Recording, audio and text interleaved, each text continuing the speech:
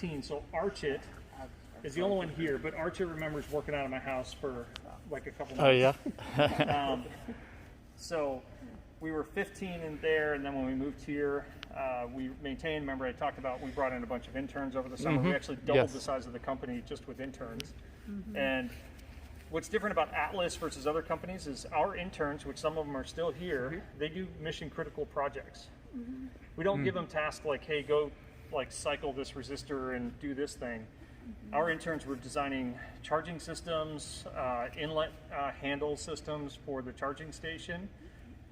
Some of them were doing battery pack systems, control systems, wireless communication for the charging station. Power electronics, yeah. When you say the charging station, are you talking about high-speed chargers? The AAC system that's in development today, so we'll have a 1.5 megawatt system versus Tesla's 250. We do know they're working on a mega charger. Those are for heavy trucks, though, right? Yep. So, but our system is consumer driven. So, hang on one second, I'm gonna grab something here. Just a 3D printed prototype, but rather than be focused on commercial applications, we're focused on something along these lines. This was the first prototype, wide. but this is it's no bigger than a CCS handle, really. Maybe a little bit larger. This is big. Yeah, but this is 1.5 megawatts. So you're talking about a difference of like 350 kilowatts to 1.5 megawatts. So almost, what, 4 times? Yeah, and I'm only getting 90, like I said earlier, on my car right now. I can't get more than 90. It's like comparing car parts to locomotive parts. Right. So, but we're really trying to focus on, the rule is my grandmother has to use it. So it's not something where it's an industrial application. It has to be one of those situations where somebody that can fill up their gas today at a gas station with a normal pump should be able to use this system. But we need to bump that power way up to be able to accomplish this. So this is the first sort of 3D printed concept of that. And actually, there's science and stuff that went into this. We have a new system that's in development today that's built on this concept, using the same approach and stuff, just different connector geometry and stuff, just based on the power requirements and stuff. It's kind of like finalizing it. Right, like an industry standard? No. So we're not going with CCS or Tesla standard. So you're developing your own industry standard for this type of an application? Right. So we're actually developing the inlet, that mechanism, the cable systems, and all of that stuff is being developed in-house. Because you can't buy it. Right. If you were to use industry standard contacts and connectors, like if you use the ones that are similar to what they use in CCS or Tesla, you'd have 8 of those. They don't have the highway isn't wide enough, right? Yeah, it's not enough contact area to meet that requirement. Yeah. So we're talking 1600 volts, 1000 amps. So it's actually 1.6 megawatts when you think about it that way. But we only need 1.5 roughly for the pack, the largest pack that we have, plus some for heating and cooling systems. Again, it's for Atlis. We're building battery tech, but we realize you have to solve the charging side of it. Yeah. So you're planning your own complete network of chargers. Correct. Yeah. So the business is built in energy, platform, and vehicles. The energy group is really focused on, one, building the technology to make this possible, but number 2, we're also looking at the infrastructure side of it.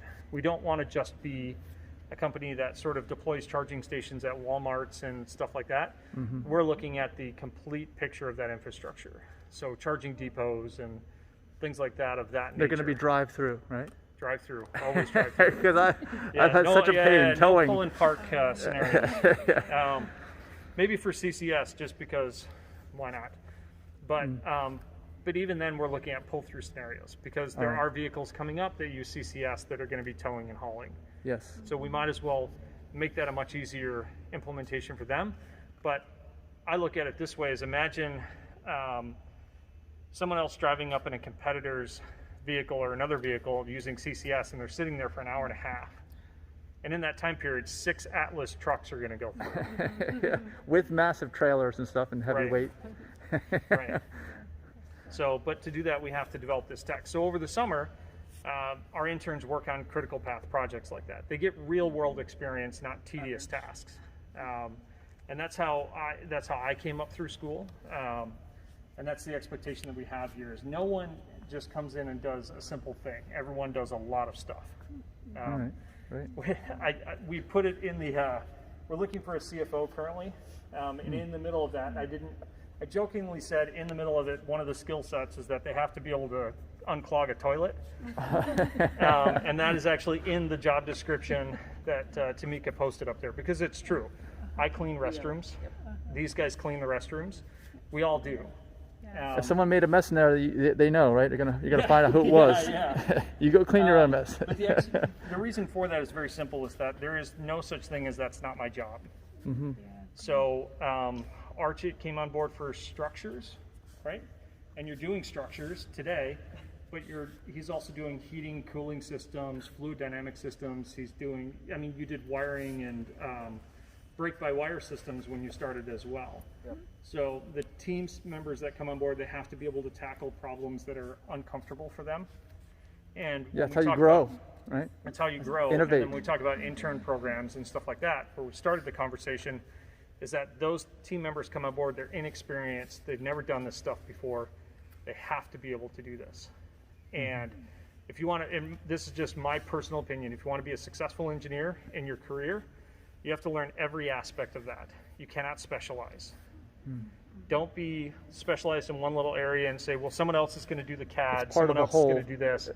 You have to understand that whole system, because let's say things don't work out, or you want to change jobs or careers or move, you now have a set of skill sets that you can apply in any industry, any application.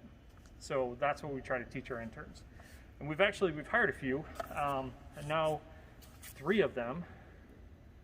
4 of them, I think now, are now full-time junior engineers or Atlis employees. So we kept some on for the fall, but we've got one, he's not even graduated yet, but he's actually working as a junior engineer. We've got another one who has not graduated yet that's in Florida. Actually, he's working as a junior engineer now, as a full-time junior engineer. A lot of that is COVID driven, because Colorado. Colorado, Kishore, Yeah. right? Yes. Yeah. And he'll be coming on full time in the summer. Yep. So we've got a lot of these guys that are sort of slated to be full time, or some that we've just brought on board. Some of our mechanical engineers, or one of our mechanical engineering interns, he does product design. He did the mirror design, actually, the mechanisms for the mirror designs. He's doing body structures for our digital mirror system. Digital mirror system. Yeah, so it's all camera based. Okay, so you're not going to have any outside mirrors. No. Because especially on those medium duty trucks, you see them, there's giant mirrors out. They got a big trailer. You don't need that. Yeah, you don't need it all. This is coming from a guy that loves trailering mirrors. I don't understand why you buy a truck that doesn't have them. They stick out so wide. Yeah. Right. But they're the most useful, like, sort of system that's on those vehicles, which means that's the bar for a camera system. All right. Camera system has to do that plus more. All right. So gotcha. Our mechanical intern actually did the electronics, internal stuff, mechanisms and everything for the motion of those things. He's doing field of view. He's doing basically a lot of the system development for that. And he actually designed the first concept for it.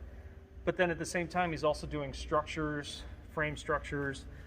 He's painting the box truck, like whatever has to be done, he's doing that. And he's eager and he's hungry to be able to do that. And those are the kinds of people that we love here. Yeah. It's just the people that are like, what needs to be done? Okay, I'll jump on that and I'll punch that out and get that moving. So from a design aspect, I look at it this way. This is for the life cycle of the battery pack. Yeah, You're putting a tremendous amount of electricity at an incredibly fast rate. Correct. So we really want to, so everything we do is customer backwards, right? So I look at trucks today last 20 years. Mm-hmm. Before it goes into the junkyard. Yeah. Correct. Now we're not looking at junkyard scenarios. We're actually looking at a different business model, which we could talk separately about that. All but when we think about that, I think typically that's a few 100,000 miles of operation. But sort of the world that we're going to is million-mile operation. Yeah, vehicles. I agree. I think that any well-designed electric vehicle should last 1 million miles. Correct. So when we look at cycle life and use cases, and we talked a little bit about this before, we target 1 million miles consistent experience for that entire 1 million mile life. So that's our target numbers. All right. We do have a minimum number that we're willing to accept, but 1 million miles is the target number. So we always push the team to aim above that. So we think 2,000 cycles, 500 miles range, we think 1 million miles. Right? It's a very basic number. All right. That number could come down, of course, when you start thinking about if everyone is a towing scenario Right. and full load, then that number is obviously going to come down. But that's also a higher, like it's a heavier scenario, or sorry, a much more brutal scenario for that vehicle to undergo. True. It's the most difficult. Correct. So type other of things driving. are also going to start wearing out if you're doing that particular thing for every second, every mile of that journey. Right. So you got to throughout look life at of the that whole vehicle. thing, not just the batteries. Yeah. Correct. So that brings us into sort of the subscription circular economy business model, where we're actually thinking about, continuous hardware upgrades for vehicles. So over the life of them. you don't change the vehicle, you just upgrade. You just upgrade. So you might get a new vehicle in 3, 5, 7 years, or when you sign up for an Atlis vehicle, and not all details of this are obviously worked out yet, but when you sign up for an Atlis vehicle, we're looking at never buying another vehicle again. Your last vehicle. It's your last That's it. vehicle. It's your first vehicle, maybe, and it's your last vehicle you'll ever own until you can't drive anymore. Okay. And think about not just continuous software updates, but continuous hardware upgrades and things like that over the life of that vehicle for 20, 30, 40, 50 years. And in All right. 50 years, that vehicle might be completely different. Okay. True. But it's this continuously It's like a improving metamorphosis of the experience. same vehicle. Correct. And then when we think about parts that have defects, let's say we'll pick an easy thing, a motor. When that thing breaks down, we bring it back in, we refurb that, but we're not waiting to refurb that to put it back in. We put another one in, keep you on the road, keep you going. That one gets refurbed, it goes back into the maintenance pile, and then for the next person, that one goes back on.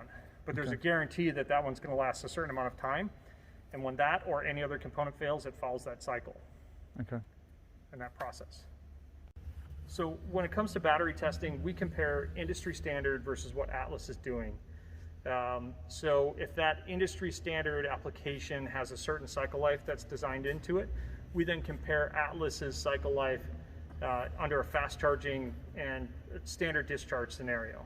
So we don't fast discharge the cell, but we talk about a certain discharge profile that fits within the Does fast test parameters. discharging affect the battery life negatively? It can, yes. All right. So it can, absolutely. But temperature management, all these other things also play a role in that. Yes. So what we do is we actually compare what the industry standard is versus Atlis to see if there's, do these curves diverge? Do they stay parallel to each other or in line with each other? Is Atlis doing better? And the data that we've collected so far to date indicates that we don't see a negative change in cycle life of the cells, which means if we say it's 2,000 cycles, what we're aiming for is 2,000 cycles fast charged every single time. And the data we have today supports the fact that we're not seeing a degradation in that cycle life Okay. Very good. with what Atlis is doing. In fact, they're right in line with each other.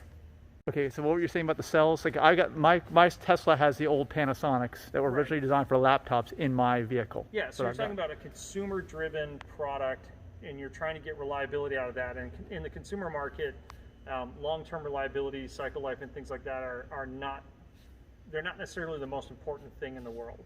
So they have a lifespan, right? Maybe it's a year or 2 years or something like that. So in order for them to build this market at that particular point, they had to work around that problem. Today, what Atlis is really focused on is the cell technology designed specific to the application. So not necessarily taking a consumer-based product and then plugging it in here, or even a somewhat improved product and then plugging it in here. We're developing cell technology that's very specifically designed to operate in these conditions, in this environment, not just from a use case scenario either, but from a manufacturing scenario, from a test scenario, from reliability, end of life, what do we do with it? All of that stuff is being taken into account versus taking something, a piece from a catalog, plugging it in, testing it, seeing what the characteristics are, and then basically building your vehicle on top of that.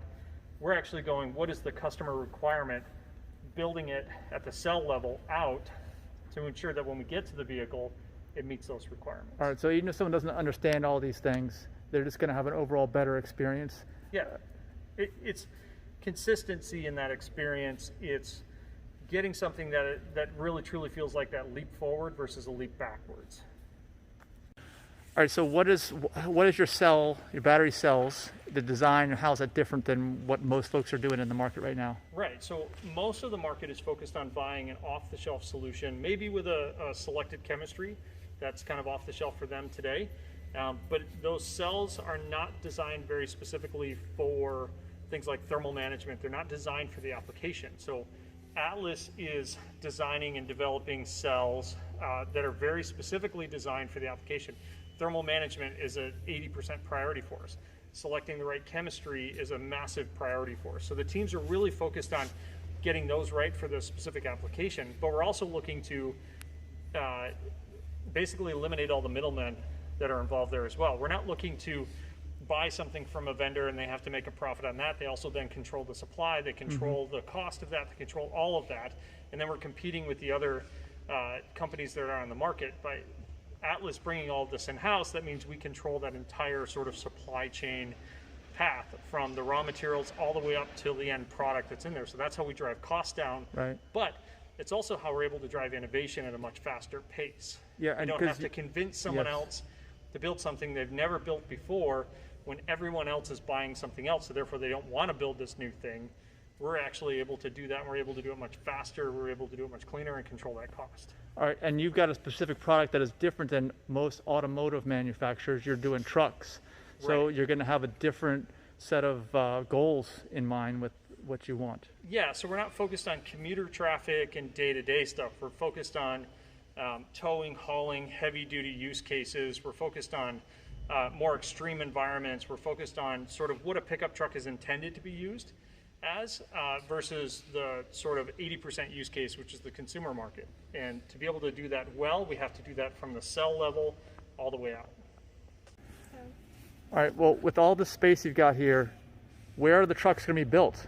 So the trucks themselves will be finished assembled here, and the majority of the components will actually be built here. So with this space that we're in right now, a majority of this will actually be taken up by the energy team with a focus on building battery cells as well as packs. So we're going to manufacture the cells, the packs, the integration of all of that stuff in here. And then of course the platform assembly, motors, gearboxes, all of those different systems, control object systems and everything else will be finished assembled here. Individual components will come from suppliers, but we're not using tier 1 suppliers. So we're not using subcontractor engineering development suppliers to build or to design, develop, and assemble subcomponents. We're actually using a few steps below that in terms of suppliers. So we're getting individual components and parts. We're developing that stuff in-house. We'll bring that in and we'll actually do finished assembly there and then final integration into the platform. The vehicle to start, the body in white will be built by someone else. It'll come in, we'll integrate Atlis components, interior systems inside that, and then just drop that on top of the platform and drive it out the back. So there'll be finished products will be rolling out here of Mesa, Arizona then? Right here in Mesa, Arizona. Yep. What is it that thing doing? It sounds really accurate, like within 1,000 of a... All right, so this is one iteration of the suspension. Yeah, so here, like all of this stuff is done through a concept of generative design. So we talk about 10,000 pounds per axle. It's roughly 5,000 pounds per corner. So this is a custom airbag shock design using an existing sort of shock geometry and setup, an existing bag, and then all of this stuff was custom developed for this prototype, and this is all 3D printed. And then these upper and lower control arms are actually designed for the load characteristics and everything, but it's all simulation computer generated, so it's not drawn. We set up all the hard points and everything else, the loads, all those dynamic conditions, and then the computer software actually generates all of these things, and then we 3D print it and assemble it for the prototype. So this thing actually does move up and down. It's functional in that aspect. And then Atlis designs we actually did the knuckle, the hub assemblies, all of that stuff is in-house developed because we can't buy anything that exists today that can handle these loads for an independent suspension system. So all of these internal components and everything, we can't just go out and catalog by it. Yep, the brake systems are Willwood. So this is their particular design for these systems and their caliper for our load rating. But then the hub and everything else that's inside, the knuckle and stuff, all that is Atlis designed. And then the shock system, that air spring shock system that you see there, that's all Atlis proprietary tech. I used to be a CAD drafter, and I don't even know how to calculate these angles and curves. You can't. That's all computer generated. That's amazing. So it's a very cool concept, because this stuff right here, if we can find a way to manufacture that on a large scale, that would be a lighter, stronger system than a typical like casted or CNC system that's on the market today. The challenge is, like, those pieces there can only be made through additive manufacturing processes. Or you could do like a investment or sandcasting process or something like that, where you like throw material away when you're done, but it's not very cost effective at high volumes. So this was an exercise we went through as we developed the geometry and everything for that system, air springs, shocks, all of that stuff, printed that off, and then this was a motion simulation system that we were demonstrating actually for a different investor day for that particular setup. But this is a concept. These are technologies that we're actually actively looking for or looking at to implement into the vehicle. So being a startup, we're not constrained by tradition. So we could and may actually eventually build something like this into the system when we launch it. Okay, we're mask free and just outside of the Atlis factory. What did you think of that? Right. That was really cool. I had no idea that they built something that they're going to build a truck that's not disposable like your typical trucks around here. Yeah. It's for heavy duty, and you buy it once and you'll keep it forever. If it needs anything maintained, they'll be able to do the maintenance here, or maybe in the future somewhere else in a different location. Yeah, I really like the concept that they're not just buying parts out of a bin from some other manufacturer, that they're designing their own stuff to their own specifications and with the customer's needs in mind, and it's all long-term thinking, and it's great for the environment. Yeah, I can't wait to see what the future brings. I guess we're definitely excited after this tour, and anticipating seeing the first Atlis vehicle roll off the assembly line here, the final assembly line in Mesa, Arizona, in the near future. Yeah. Yep.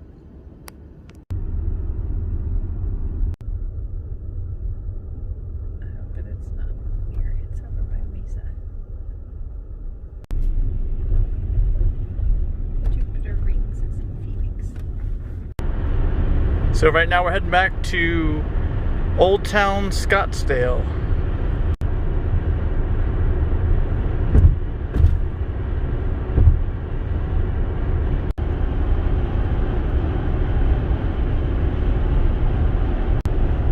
Is that downtown Phoenix? Or is that something else?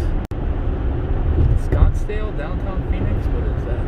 Scottsdale, yeah. Alright, that's Scottsdale. Yeah, that is gotta be Scottsdale, because it's way too close to be downtown Phoenix.